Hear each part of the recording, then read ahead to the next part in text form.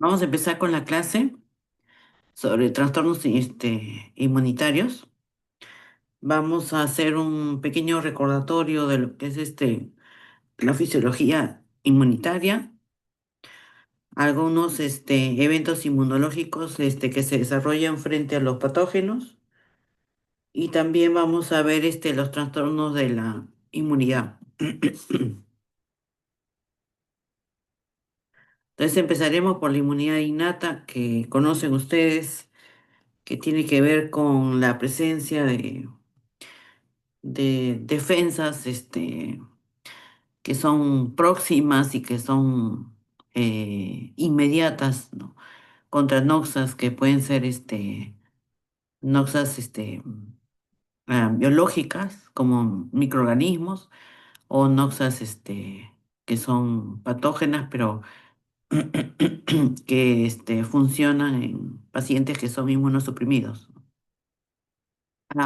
Entonces, en esta inmunidad innata, que es una inmunidad que tiene una respuesta rápida, principalmente va a estar la integridad de las mucosas, la integridad de la piel.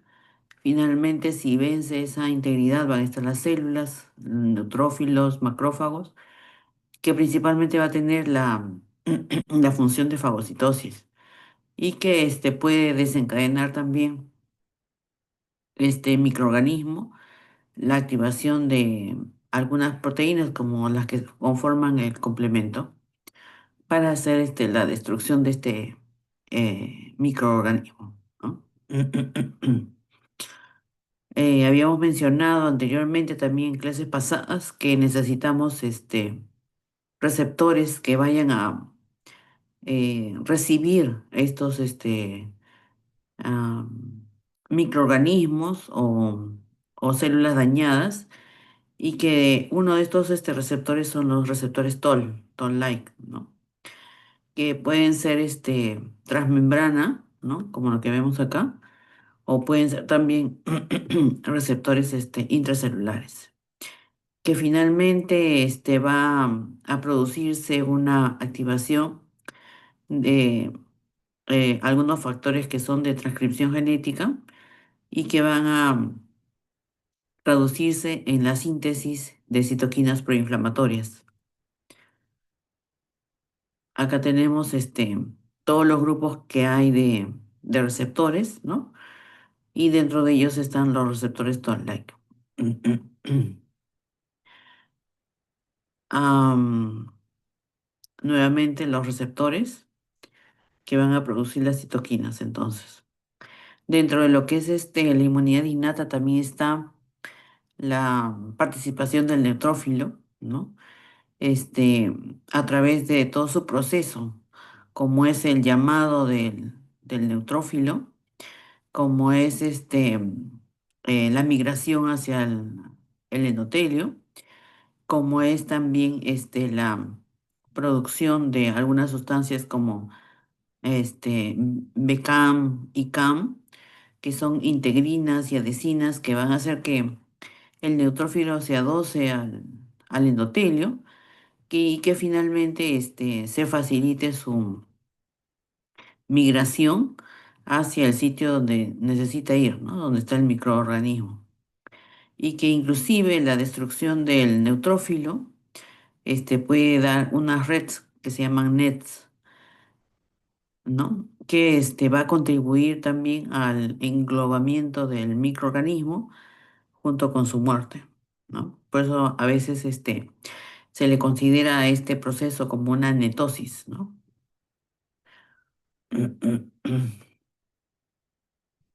Esta, este neutrófilo puede producir la degradación del microorganismo a través de mieloperoxidasas, que son sustancias que van a ser activas desde el punto de vista bactericida y que van a producir entonces la muerte del microorganismo.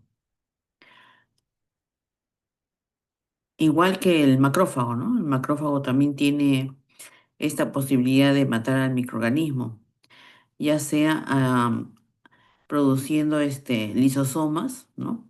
Que van a tener proteínas que van a degradar las membranas de los microorganismos, o ya sea produciendo sustancias de oxidorreducción también, o produciendo también una degradación de la membrana del microorganismo, o también produciendo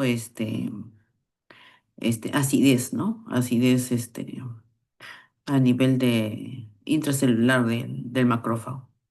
Entonces, todas esas actividades tiene el macrófago y que las va a utilizar justo para matar al microorganismo, ¿no?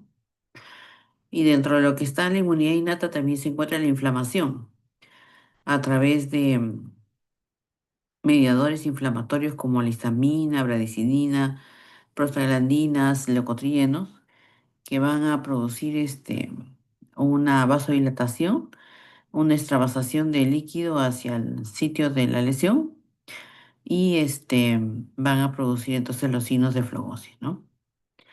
También dentro de lo que es la inmunidad innata se encuentra el interferón, que es una interleuquina que también es sintetizada por la célula infectada por el virus y que es el principal componente antiviral que se encuentra en nuestro organismo para atacar los virus.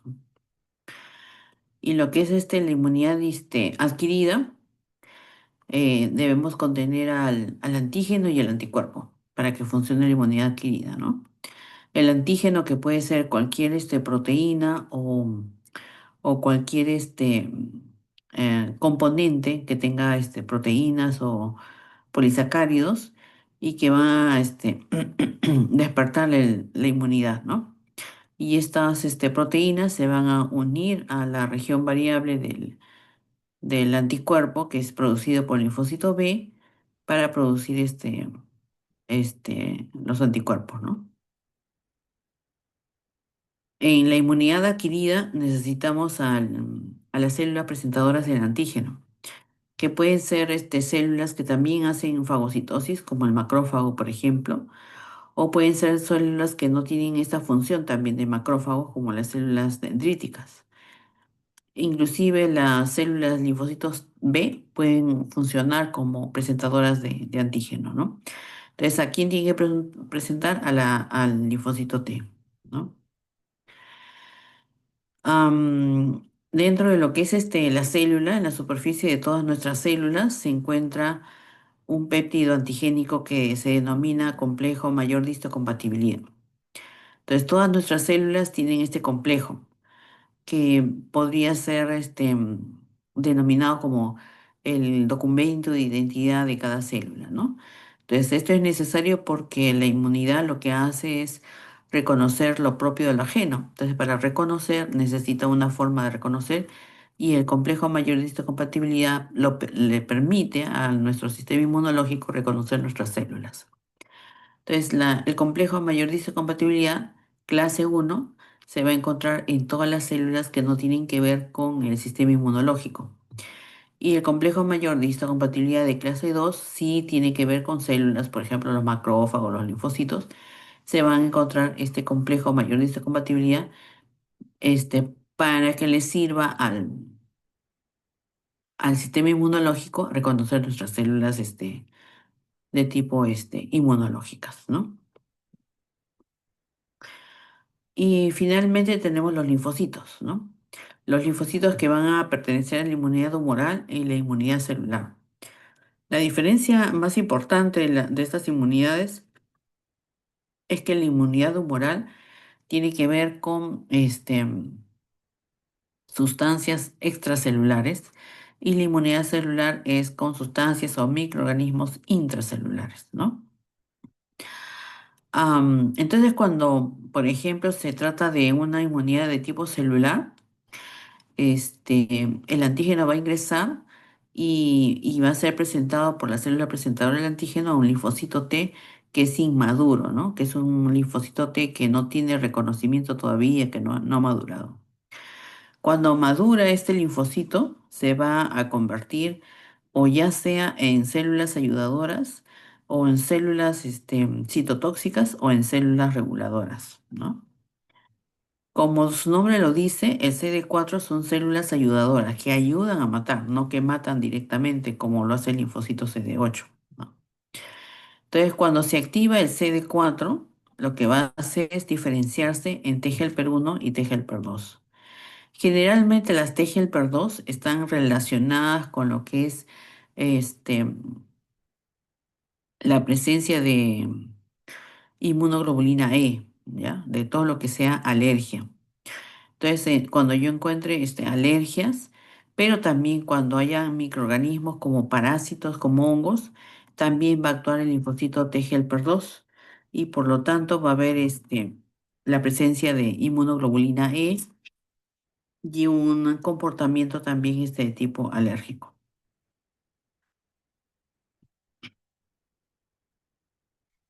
En esta este, presencia del TH2 se va a facilitar cuando tengamos interleuquina 4, interleuquina 5, interleuquina 13. Y va a estar inhibido cuando hay interleuquina 12 o interferón gamma. Entonces, ¿cuál es el rol del sistema inmune? Principalmente es la defensa contra microorganismos. Entonces, si yo tengo una disminución de esta inmunidad, voy a tener probablemente también susceptibilidad a tener infecciones, ¿no? También defensa contra tumores, por eso es que se utiliza inmunoterapia en el cáncer. También puede dañar a las células o producir una inflamación, por ejemplo, como en la alergia, en la autoinmunidad. Y principalmente reconocer nuestros tejidos frente a un trasplante, ¿no? Miren ustedes cómo el sistema inmunitario, a través de las vacunas, han reducido algunas enfermedades, ¿no? Por ejemplo, la difteria. De haber estado tantos casos, actualmente, bueno, en el 2014 por lo menos, habían cero, ¿no? La Bordetella pertussis, que se produce la tos convulsiva, también de haber tantos casos, también ha disminuido con la presencia de la vacuna, ¿no? La polio, ¿no? Hay toda una generación de personas que han tenido secuelas de polio, ¿no? Y después de la puesta de la vacuna, ya no ha habido presencia de polio. Igual que la hepatitis B, ¿no? La hepatitis B también es una enfermedad que es prevenible a través de la vacuna. Entonces, en nuestro sistema de salud hay algunas poblaciones inclusive que no tienen ese tipo de vacunas y son prevalentes en hepatitis B, en hepatitis C y también en carcinomas, ¿no? Hepatocarcinomas, igual que la rubiola, ¿no? Entonces, para resumir, tenemos una inmunidad innata que no es específica, que actúa rápidamente contra cualquier evento nocivo, que puede ser un microorganismo o pueden ser células dañadas. Y si se vence esta inmunidad innata, entonces entra a actuar la inmunidad adquirida. La inmunidad adquirida a través de los linfocitos B produciendo anticuerpos o los linfocitos T produciendo apoptosis de las células. Como dije, la diferencia entre la inmunidad humoral y celular principalmente es que la inmunidad humoral actúa extracelularmente formando anticuerpos y la inmunidad celular es intracelularmente, ¿no?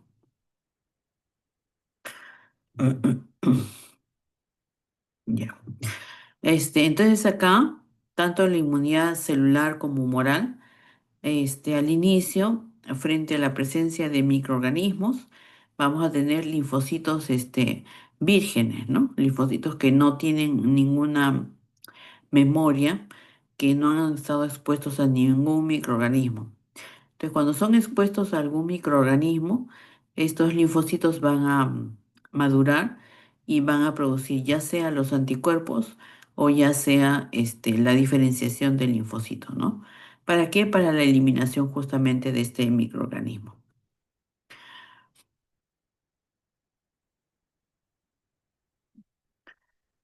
Es lo mismo, es lo mismo, ¿no? El linfocito virgen es expuesto a los antígenos, se diferencia en linfocito T o linfocito B y puede ser que de repente el linfocito T, a través de citoquinas, va a producir activación del macrófago, o puede ser que de repente también vaya a producir un proceso inflamatorio a través de las citoquinas proinflamatorias, o que también vaya a producir la activación y la diferenciación del linfocito T en T helper 1, T helper 2 o linfocitos B, y que finalmente las células efectoras como el linfocito CD8 vaya a producir la, el daño, ¿no? Celular. Muy bien. Entonces vamos a ver ahora, am,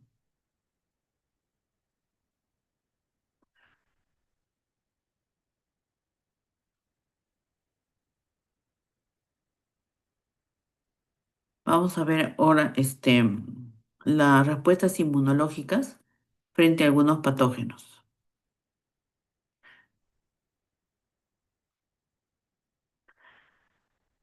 Frente al virus, ¿no? Frente al virus vamos a tener varias respuestas, ya sea de inmunidad innata como de inmunidad adquirida. Dentro de lo que es la inmunidad innata, lo más efectivo es la presencia del interferón gamma, como había mencionado anteriormente, ¿no? Este interferón gamma lo que hace es interferir con la síntesis de proteínas que son virales, y por lo tanto mata al bacilo rápidamente, ¿no? Entonces tenemos al linfocito T infectado, y luego la eliminación a través del interferón gamma o el CD8 también, ¿no? En cambio, si por ejemplo yo eh, hago que se madure el linfocito B produciendo anticuerpos, realmente lo que hace es solamente neutralizar al virus, pero no lo mata, ¿no? Por eso es que ustedes ven cuando hay vacunación contra la influenza, esta vacuna tiene que ser reformulada cada año, ¿no? Y los linfocitos TCD8 en la inmunidad adquirida son los más eficaces pues para producir la desactivación de las moléculas antigénicas virales, ¿no? Entonces, tenemos al interferón gamma, al linfocito TCD8, o a las células natural killer también, al CD8 y el linfocito B, que es el que menos actúa. Si tuviésemos una bacteria extracelular, como por ejemplo la pseudomonas, que tiene el lipopolisacárido, ya hemos visto anteriormente cómo el lipopolisacárido tiene que unirse a la proteína de fase aguda, luego al CD14 que se encuentra en la superficie del macrófago, y este va a producir citoquinas proinflamatorias, ¿no? Y cada citoquina proinflamatoria va a tener un efecto, como por ejemplo la interleuquina 1, la activación del endotelio vascular, de linfocitos, y va a producir la fiebre, ¿no? La fiebre, por ejemplo, como pirógeno endógeno. Si la bacteria es intracelular, por ejemplo, como ocurre en el bacilo de la tuberculosis, ¿no? El bacilo de la tuberculosis puede vivir fuera de la bacteria o puede vivir dentro de la bacteria, perdón, dentro de la célula, como de vivir dentro del macrófago. Entonces lo que hace es el macrófago englobarlo, y se va a producir interleuquina 12. La interleuquina 12 va a activar al linfocito natural killer, y el linfocito natural killer lo que va a hacer es producir interferón gamma, y el interferón gamma es el que va a destruir al macrófago junto con el microorganismo, por ejemplo, el Mycobacterium tuberculoso, ¿no? Eso es en caso de la inmunidad innata. Pero si sobrepasa esta inmunidad innata, entonces va a activar al linfocito T. Y el linfocito T va a activar al linfocito CD8, que también va a producir erradicación de la enfermedad, ¿no? ¿Qué pasa si es un parásito, ¿no? Tenemos un parásito que viene a ser el antígeno. Sus componentes del parásito van a ser presentados a la célula presentadora de antígeno, que en este caso es la célula dendrítica. Luego se va a ir hacia el linfocito T, tiene que activar al linfocito T, y este linfocito T se va a diferenciar en CD4 y el CD4 se va a diferenciar en T-helper 2, ¿no? Yo les he dicho que T-helper 2 tiene que ver con alergias, hongos y parásitos, ¿no? Estamos hablando en parásito ahora. Y este linfocito TH2 va a producir la activación del linfocito B. El linfocito B, a través de la interleuquina 6 y 4, va a producir la maduración de la célula plasmática y la producción de anticuerpos. En este caso, los anticuerpos son las inmunoglobulinas E, ¿no? Que también se presentan en las alergias. Y esas inmunoglobulinas E lo que van a producir es una este, atracción del eosinófilo, que es la célula que va a producir la inflamación, ¿no? El proceso inflamatorio y la destrucción del parásito. Y a su vez también lo que va a hacer el linfocito TH2 a través de estas interleuquinas, la 4 y la 13, es activar mastocito, que va a liberar este, mediadores inflamatorios, ¿no? Como vasodilatación, como aumenta la permeabilidad vascular y por lo tanto un proceso inflamatorio.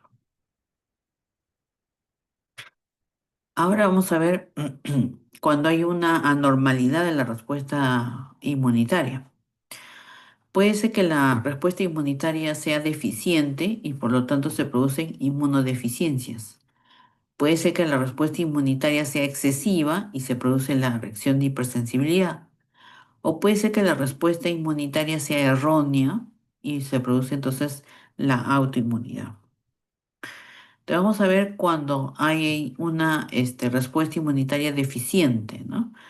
Puede ser que de repente sea inespecífico, o sea, por ejemplo, los macrófagos son mal estructurados y tienen mala función, o de repente el sistema de complemento, y entonces se va a producir ciertas enfermedades, ¿no?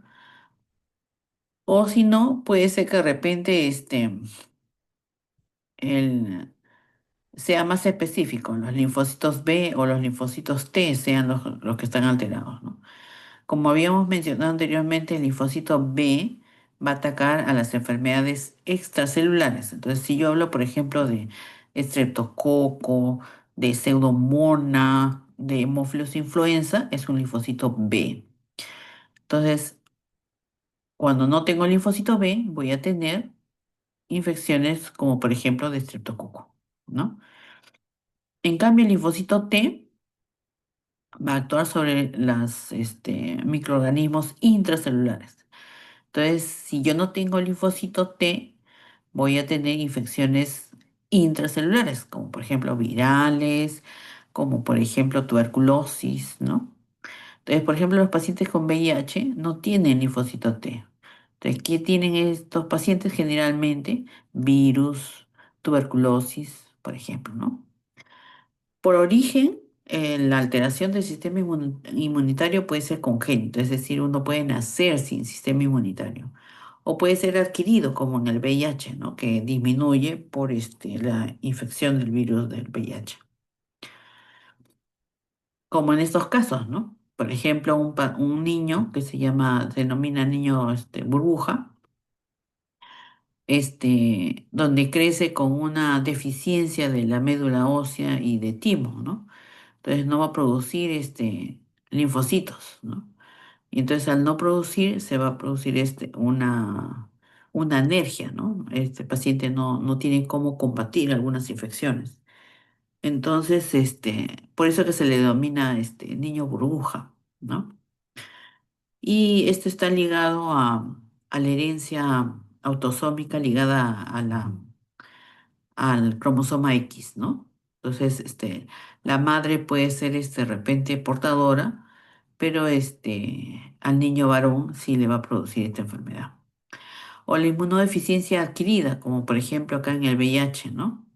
En el VIH lo que tenemos es Entre el virus al linfocito T principalmente, se va a producir la multiplicación viral y va a destruir las células inmunitarias, ¿no?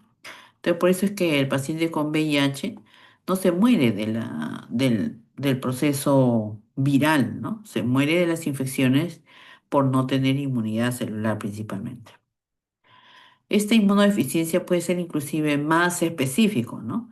Puede ser que de repente a la hora que se haya ah, diferenciado el linfocito T o el linfocito B, se produce una alteración, ¿no? Entonces, puede ser que de repente no haya inmunoglobulina A, que no haya inmunoglobulina B, M, por ejemplo, ¿no? Y tenemos al contrario, las reacciones de hipersensibilidad, es decir, que nuestro sistema inmunológico se desarrolla más exageradamente de lo que debería de ser, ¿no? Por ejemplo, tenemos la reacción de hipersensibilidad de tipo 1. En la reacción de hipersensibilidad de tipo 1 tenemos el antígeno, la célula presentadora del antígeno, que lo va a presentar al linfocito T, ¿no? El linfocito T se va a diferenciar en CD4 y luego en T helper 2, porque hemos dicho alergias TH2, ¿no? Mm. Este linfocito TH2 va a ir al linfocito B, lo va a activar a través de estas interleuquinas, la 4, la 13, y va a producir entonces anticuerpos, ¿no? La inmunoglobulina E, que finalmente va a ir al mastocito y el mastocito va a degranularse y va a producir entonces mediadores inflamatorios como la histamina, prostaglandinas, leucotrienos, que finalmente van a producir la vasodilatación y va a producir aumentar la permeabilidad. Entonces el paciente va a sentir prurito, va a sentir que no puede respirar, que su mucosa se ha edematizado, ¿no?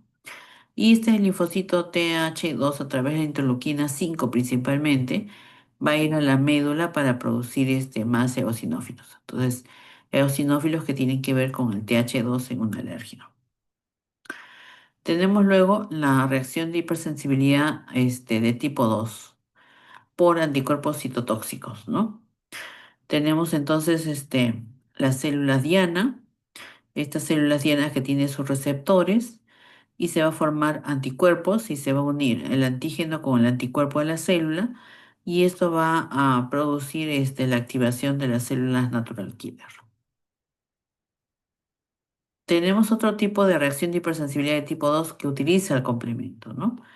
La célula viene a ser el antígeno o tiene también antígenos en su superficie y entonces se va a unir el anticuerpo, ¿no? Y vamos a tener un complejo antígeno-anticuerpo que va a activar por la vía clásica el complemento y el complemento, como ustedes saben, C3A, C5A va a producir una respuesta inflamatoria. Y luego, cuando se produce la activación de C6, C7, C8, C9, se va a producir el complejo de ataque a la membrana, que es la que va a producir la lisis de la célula, ¿no? En este caso, por ejemplo, vamos a encontrar la tiroiditis de Hashimoto, por ejemplo, ¿no? Hay una inflamación de la glándula tiroides y finalmente la destruye, ¿no? Entonces el paciente va a tener finalmente hipotiroidismo. O en la diabetes juvenil de tipo 1. La hipersensibilidad de tipo 3, ¿no? En esta hipersensibilidad vamos a tener también antígenos, ¿no? Circulantes en la sangre que pueden ser autoantígenos, es decir, que nuestra propia célula, los componentes de nuestra propia célula van a producir antígenos, ¿no? Que pueden ser proteínas nucleares, ADN, histonas, etcétera, que van a convertirse en antígenos. O puede ser que de repente, como en el lupus, o puede ser que de repente hayan péptidos también de las células, que se llaman péptidos citrulinado, que van a producir también la formación de anticuerpos, en este caso IgM, IgG, IgM, y estos se van a unir a estos péptidos y van a producir también antígeno anticuerpo, ¿no?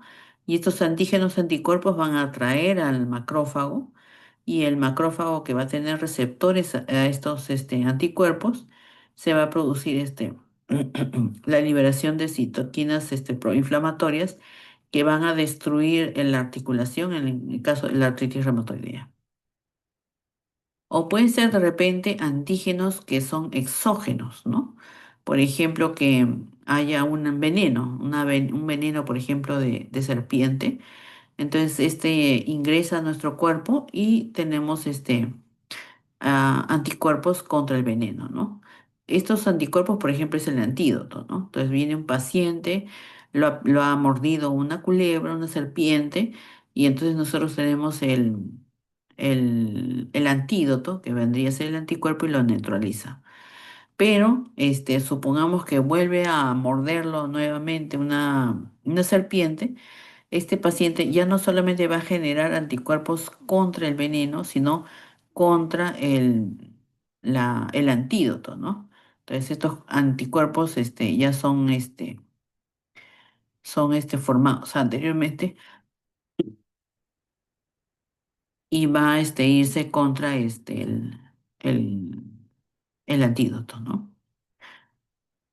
Puede ser que también se vaya contra agentes inmunomoduladores. Actualmente se utiliza para el cáncer, para la fibrosis pulmonar, para un montón de enfermedades se utiliza ahora inmunomoduladores, ¿no? Entonces estos inmunomoduladores, que son sustancias extrañas a nuestro cuerpo, también pueden originar anticuerpos, ¿no? O las vacunas también, ¿no? O aquellas personas, por ejemplo, estas son enfermedades del suero, ¿no? Las que estoy hablando acá. O puede ser que de repente sean personas de que debido a sus trabajos, por ejemplo, que sean granjeros, ¿no? Que estén expuestos al heno, o de repente que sean expuestos a palomas, entonces van a estar expuestos a ciertas proteínas, ya sea de virus, ¿no?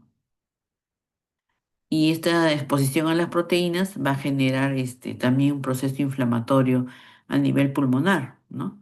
Y se va a producir la neumonitis por hipersensibilidad.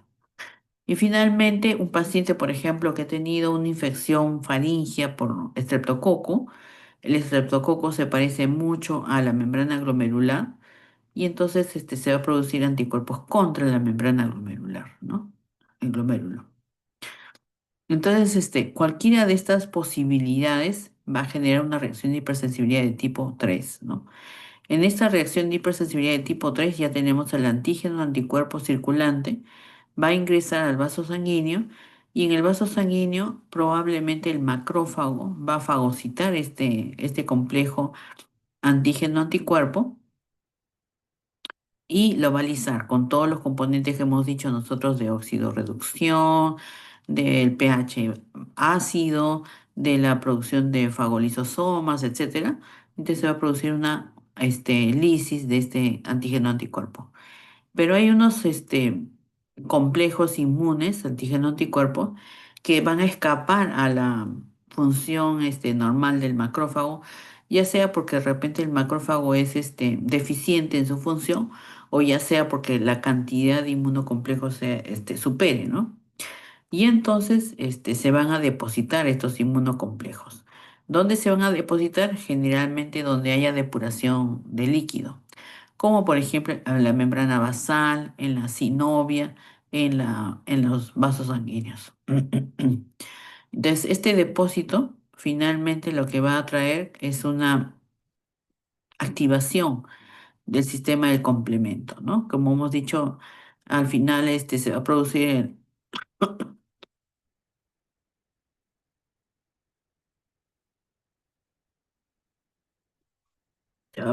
el complejo de ataque a la membrana con la formación de poros para alterar la permeabilidad de la célula y destruirla la célula, ¿no?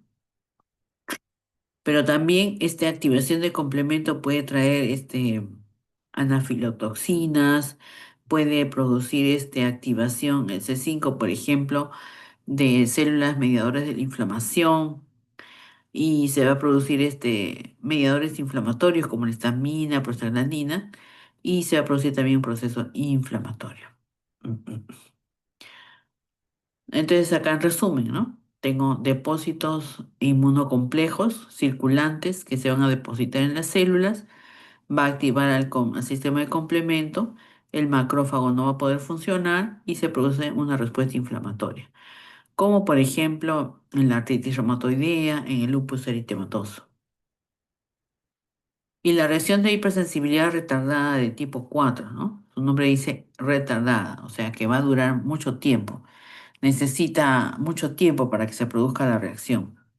Es mediada por células, ¿no? Hay dos tipos de reacciones.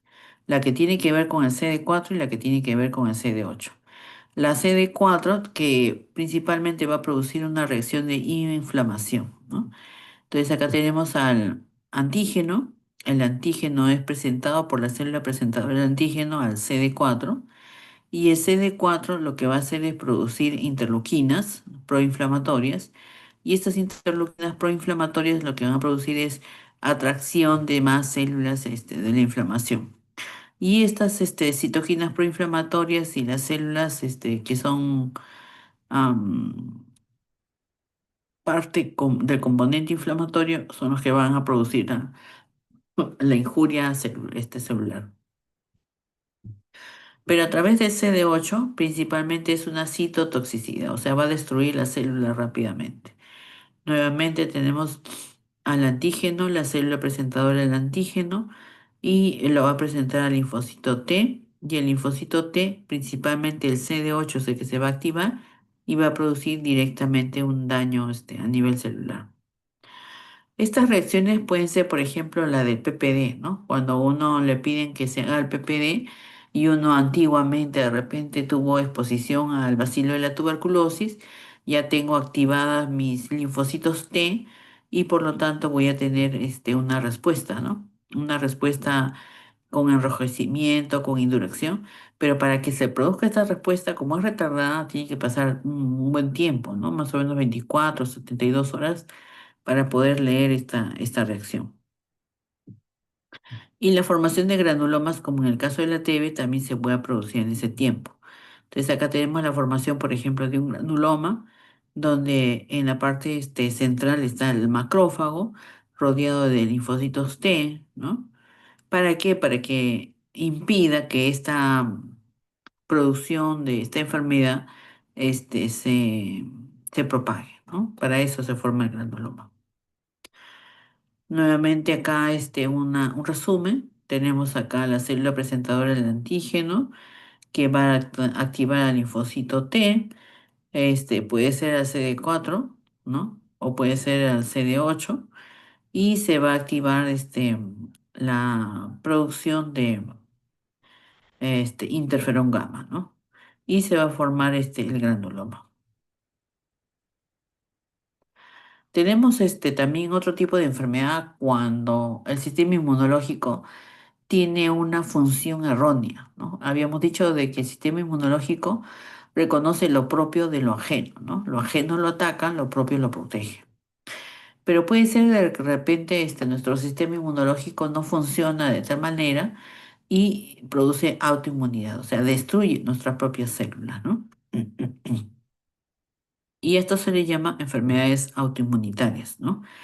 El principal ah, explicación de esta autoinmunidad es la denominada tolerancia inmunológica.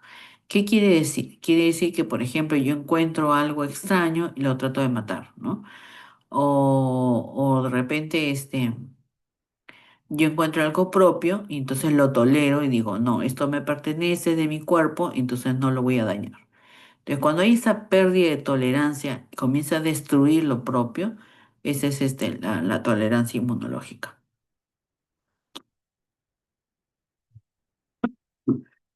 Puede ser que de repente esté involucrado la tolerancia de las células T o también de las células B, que no van a reconocer lo propio de lo extraño.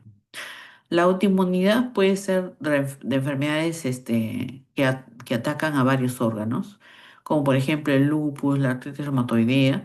No solamente ataca a la articulación, sino también al corazón, al riñón, etcétera, ¿no? Por eso son sistémicas. Hay otras que son un poquito más específicas, ¿no? Por ejemplo, las hematológicas, las anemias autoinmunitarias, ¿no?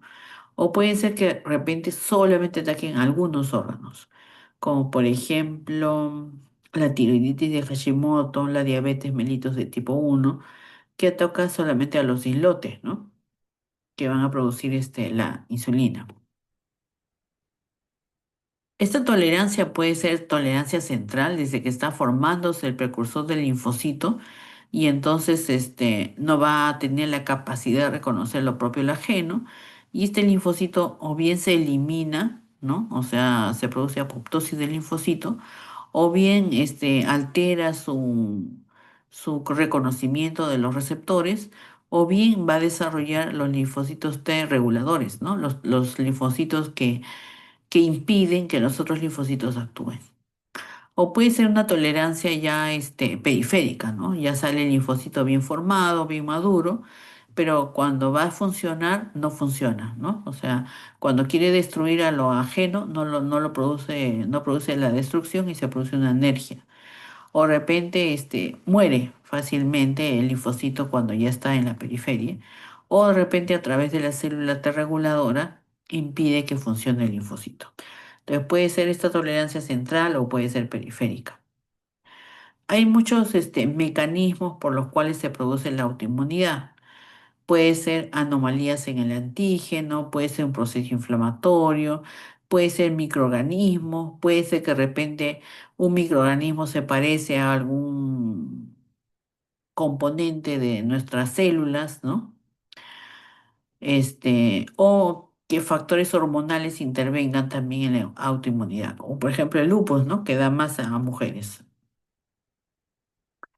¿Cuáles son estas causas? Pueden ser predisposiciones genéticas, ¿no? Que yo tenga esta predisposición genética para producir autoinmunidad, o puede ser que de repente sean factores ambientales, que ingrese de repente una infección y yo por atacar a la infección ya también estoy atacando a mis células, ¿no? O puede ser que de repente haya un daño tisular, hay un órgano que no, no lo reconozco, o sea, lo reconozco al inicio como propio, pero cuando hay un daño, salen sus organelas de adentro y entonces lo que está adentro no lo reconozco como propio. Entonces, por eso trato de dañarlo, ¿no? O pueden ser de repente otros factores, por ejemplo, contaminantes que también van a producir anticuerpos y van a destruir algunas células, ¿no? Entonces se produce finalmente esta reacción a estímulos, ya sea dentro del cuerpo, o ambientales o genéticos, lo que va a producir entonces la activación de células presentadoras de antígeno que van a producir la activación de linfocitos autorreactivos y estos van a producir la falta de reconocimiento de nuestras células y el daño, ¿no? Entonces, hemos hablado de lupus, por ejemplo, a través de antígenos, anticuerpos circulantes, ¿no? Hemos hablado también de anomalías de la tolerancia inmunológica, ya sea por el linfocito T o el linfocito B, ¿no? Hemos hablado también de algunas enfermedades autoinmunes, ¿no? Como la artritis reumatoidea, el lupus eritematoso, la tiroiditis de Hashimoto, ¿no? Hemos hablado de repente de algunos receptores que son los que van a producir esta autoinmunidad, como la enfermedad de Crohn, ¿no? O la esclerosis múltiple. También hay algunos antígenos que van a simular, ¿no? Algunas estructuras de las células, ¿no? Como por ejemplo el Guillain-Barré, ¿no? Entra un microorganismo y este microorganismo activa los anticuerpos y estos anticuerpos lo que va a producir es un daño de la mielina. Y al producir un daño de la mielina, se va a producir, por ejemplo, parálisis, ¿no? Una inflamación y parálisis. O también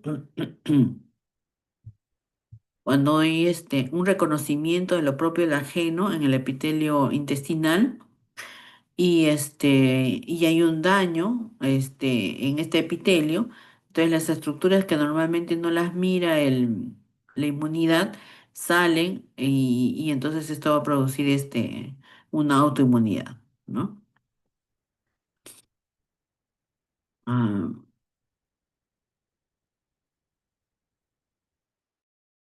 también cuando hay infecciones en algunos tejidos, ejemplo, la faringitis que habíamos estado diciendo, lo que va a hacer es una activación de las células presentadoras del antígeno y en lugar de ir contra el microorganismo que está produciendo el antígeno, va a ir contra células de nuestro cuerpo produciendo también la autoinmunidad, ¿no? Como por ejemplo el estafilococo del epitelio faríngeo, por ejemplo, ¿no? Acá tenemos al epitelio faríngeo, acá tenemos al estreptococo y el estreptococo va a procesar su antígeno del estreptococo y va a formar anticuerpos, pero en lugar de los anticuerpos de ir contra el estreptococo, va a ir contra las células del cuerpo, ¿no? Ya sea del corazón, del cerebro, articulaciones, etcétera. Lo mismo ocurre con lo que estábamos mencionando, el estreptococo, ¿no? A eso se denomina mimetismo, que se parece, ¿no? Se parece a alguna estructura de nuestras células. Y hay unos órganos que son privilegiados, ¿no? Como por ejemplo el testículo y también la uvia del ojo, que son estructuras que nunca han sido expuestas al sistema inmunitario, ¿no? Por sus envolturas, etcétera. Entonces, cuando hay un traumatismo, se pueden exponer al sistema inmunitario y definitivamente lo va a reconocer como algo extraño, ¿no? Y entonces se va a formar anticuerpos contra esa estructura. Y finalmente tenemos el rechazo de trasplante, ¿no?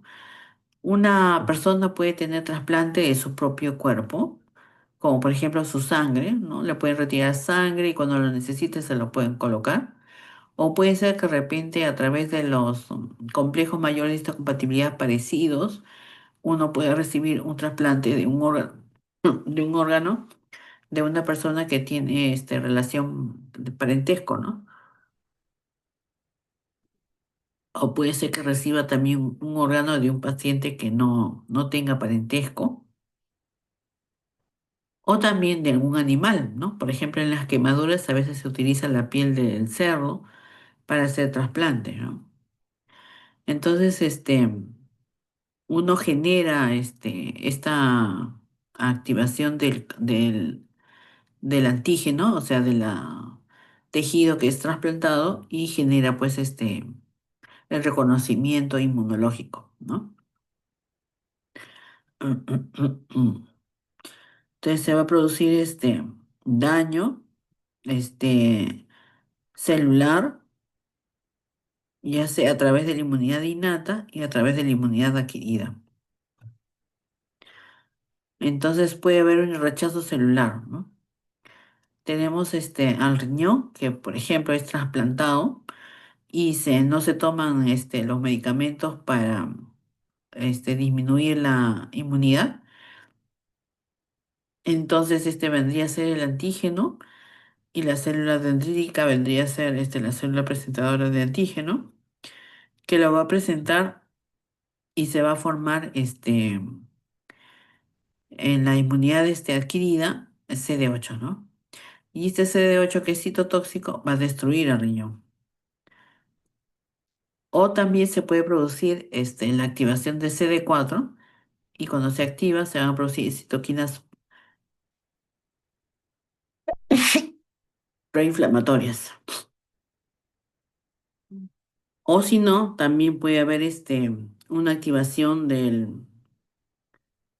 la inmunidad humoral. Y esta inmunidad humoral lo que va a producir es anticuerpos. Y estos anticuerpos van a ir específicamente contra la célula que es injertada, ¿no? Y que no pertenece a nuestro propio cuerpo. Muy bien. ¿Hasta ahí alguna pregunta?